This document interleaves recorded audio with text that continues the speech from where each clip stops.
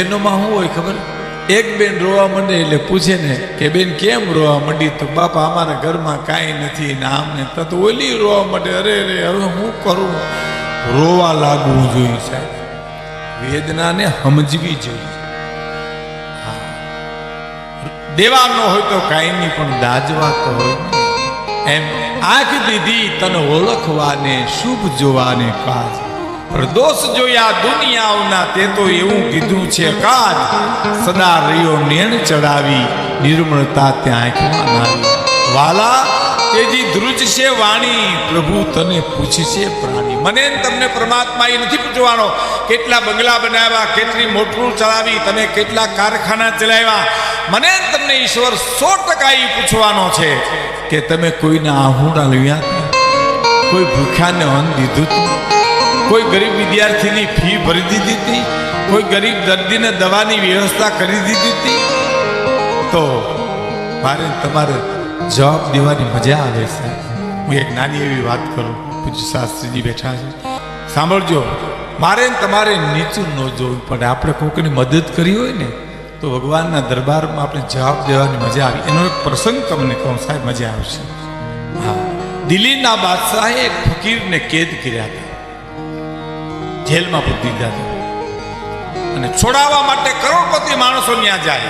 બાદશાહને સમજાવે, આટલું ધન તમે આપીએ પણ એને છોડી મૂકો, આટલું ધન તમને આપીએ એને છોડી મૂકો, આટલું સોનું આપીએ તમને, આટલું રૂપો આપીએ, તમે એ ફકીરને છોડી મૂકો. તો એ બાદશાહ માન્યો નહીં.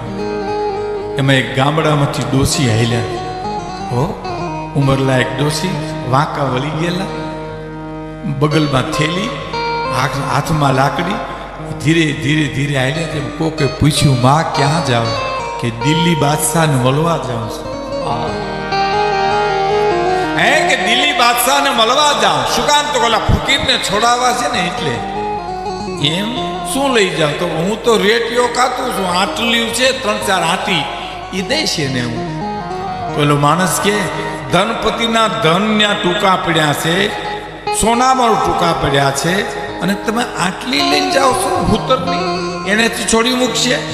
ડોશીનો જવાબ સાંભળજો મિત્રો, કે છોડે કે ન છોડે એની મને ખબર નથી, પણ ખુદાના દરબારમાં મને પૂછવામાં આવે કે ફકીરને છોડાવવા કાંઈ મદદ કરી હતી તો મારે હેઠું ન જોવું પડે, એટલા ખાતર જાઉં છું. મારે નીચું ન જોવું પડે. એમ માણસે જીવનમાં સત્કર્મ એટલું કરવું. આ ભાગવત રામાયણ એ બધું એના માટે જ છે, સત્કર્મ કરવા માટે જ મને તમને આપણા ઋષિએ દ્રષ્ટાંતો આપ્યા છે. અને સાહેબ તો મૃત્યુ સુધર્યો, મૃત્યુ છે, મેં કીધું ને ભાગવત છે મૃત્યુ સુધારવાનો ગ્રંથ છે, રામાયણ છે જીવન સુધારવાનો ગ્રંથ છે. હા, ડોંગરેજ બાપા તો એમ કહેતા કે રામ નામ હેલું છે. થોડો ઈકો ઓછો કરો વાતમાં. રામ નામ હેલું છે, રેડી. કૃષ્ણ નામ અઘરું છે. હે એમ રામ મર્યાદા પુરુષોત્તમ છે, કૃષ્ણ છે પૂર્ણ પુરુષોત્તમ છે. ડોંગરેજ બાપા એમ કહેતા કે રામને આરે કાંઈ પણ વાત કરતા પહેલા મર્યાદાના બંધનો લાગી જાય, અને કૃષ્ણને ખંભે હાથ રાખીને વાત કરી શકાય સાહેબ, એટલો પૂર્ણ પુરુષોત્તમ છે. પણ એની લીલા બહુ અટપટી છે. કારણ ભગવાન કૃષ્ણની લીલા એવી અટપટી છે કે વગડામાં વાહલી પણ વગાડી શકે અને રણ મેદાનમાં શંખ પણ વગાડી શકે. ગોપીઓના વસ્ત્ર પણ હરણ કરી શકે અને દ્રૌપદીના ચીરે પૂરવા ભૂગી જાય. અને હવે સાંભળજો, જન્મે જેલમાં અને કામ મુક્તિ દેવાના કરે. પોતે મથુરાની જેલમાં જન્મે, પણ એનું નામ સ્મરણ કરવાથી જગબંધની જેલમાંથી જીવ મુક્ત થઈ જાય. એની ક્યાં વાત કરો છો? પિતૃઓ મોક્ષ થઈ જાય. ભાગવત વંચાઈ સાહેબ, પિતૃને મોક્ષ મળી જાય.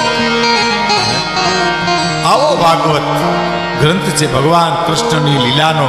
સુંદર રીતે પરમ પૂજ્ય મહેશભાઈ શાસ્ત્રી આપને સંભળાવશે. પણ મૃત્યુ સુધારવા માટે માણસ કંઈક કરવું. મને હમણાં એક ગામડાના બાપાએ કીધું હતું, બનેલી હકીકત. મને કે ભીખુદાનભાઈ, મેં આજ મારા મોટા દીકરાને કે એમ કીધું કે હું મરું ને તો મને નિરાંતે મરવા દેજો. પાણીની ચમચીઓ ખોહીને મને ગોટે ન ચડાવતા. અને એમ તો કહેતા જ નહીં. બાપા લોકોની દ્રષ્ટિમાં કૃષ્ણ કેવો છે? ભાગવતમાં તો છે, રામાયણ છે ને, રામાયણ એ જીવતર સુધારવાનો ગ્રંથ છે. અને ભાગવત છે ને એ મૃત્યુ સુધારવાનો ગ્રંથ છે. રામાયણ તમે વાંચો તો ભાઈ ભાઈનો પ્રેમ કેવો હોવો જોઈએ, પિતા પુત્રનો પ્રેમ કેવો હોવો જોઈએ, મિત્ર મિત્રનો પ્રેમ કેવો હોવો જોઈએ, કુટુંબનો પ્રેમ કેવો હોવો જોઈએ, એ બધું રામાયણમાંથી મળે. મને તમને એક પ્રસંગ કહી દઉં સાહેબ, મને યાદ આવે છે. ઓહો, એક જણો એની બેનને તેડવા જાય છે ગામડે. માએ કીધું બેનને તેડીને આવી. ભાઈ જાતો તો તેડવા. બનેલી હકીકત સૌરાષ્ટ્રની, આપણે સૌરાષ્ટ્રની. ગામનું નામ તો ભૂલી ગયો, મારે જુનાગઢ જિલ્લાનો આ પ્રસંગ છે.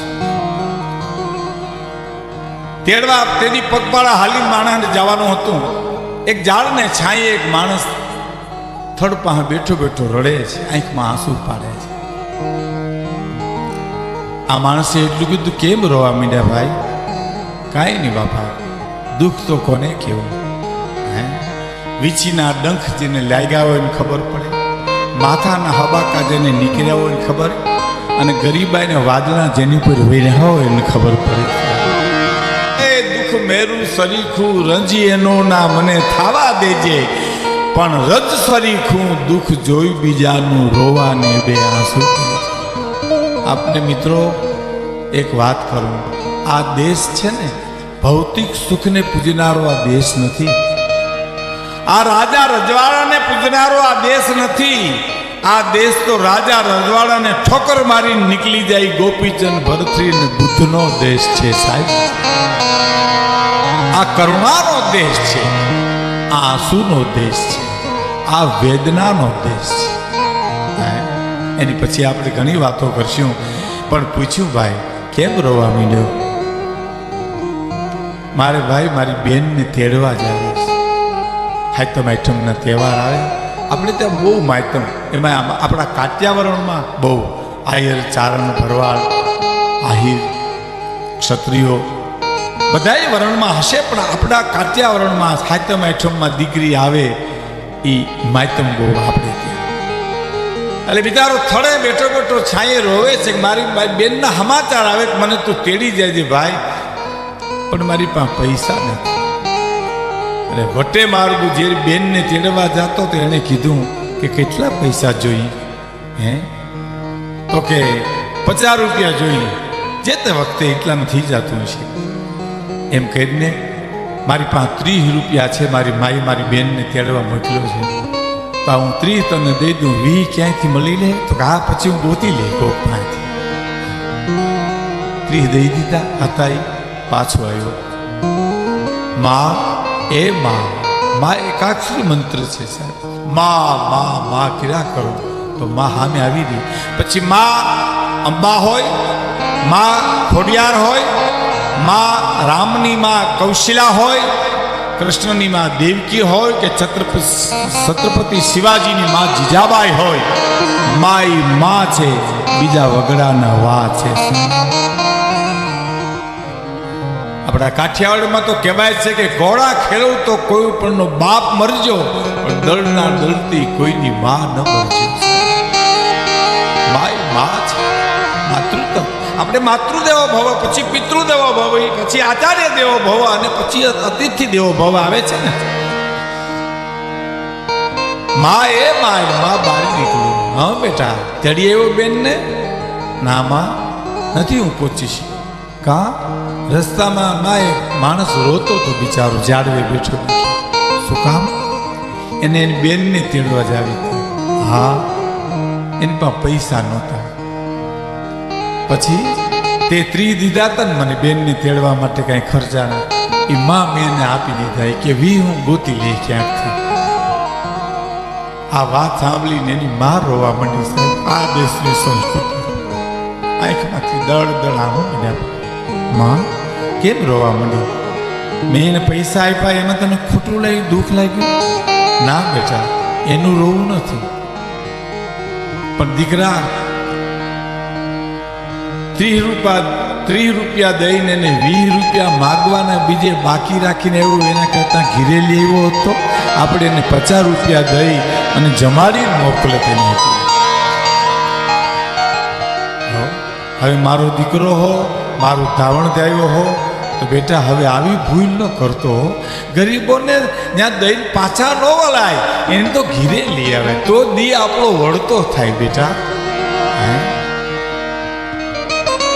આ સંસ્કૃતિ છે, આવી ટેવ પાડે આપણા માવતર, ટેવ પાડતા.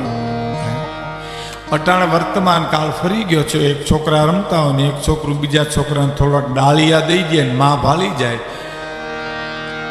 તો કૂતરું જેમ મીંદડાને ઢળડે એમ છોકરાને ઢળડીને ઘરમાં લઈ જાય અને ટીકાવાદી કરે. દે કોઈને દે, બોલો કે નહીં દઉં નહીં દઉં, દે કોઈને દે, ગળદાવાળી કરે, નહીં દઉં નહીં દઉં નહીં દઉં. મારી મારી જેને ના પડાવી હોય કોઈ દી દેવાનો હતો મોટો થાય તો શું ભલા માણસ. એ તો લોભનો વંશ પછી થાય સાહેબ, એ તો લોભિયા થાય. પણ જેને દેવાની ટેવ પાડી હોય ને એ મોટા થાય ત્યારે ઉદાર થાય. અમારા હાલડામાં પણ ગવાય. હાલડા અટાણે ગાતી નથી બેનું દીકરીઓ, આપણે ગાતા હોય તો ખબર નથી. અમારી જ્ઞાતિમાં તો હજી હાલડા ગવાય છે. હા, અને અટાણે બાયું હાલડા નથી ગાતી, હારું છે. ગાય છે ને છોકરા હુઈ જાય છે ને એ હાલડાથી નથી હોતા. આ ખોટું સાંભળવું એના કરતાં હુઈ જવું હારું. હુડુડુડું હુઈદા તારો બાપ બાઘડો આવ્યો, આમાં હું સાંભળવું, આના કરતાં હુઈ જાઉં હું ખોટું. અમારી જ્ઞાતિમાં હાલડા ગાય છે કે હાલડે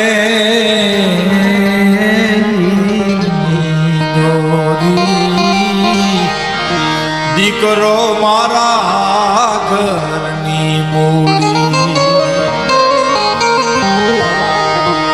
એ હાલરને હીરની દોરી દીકરો મારા ઘરની મૂડી.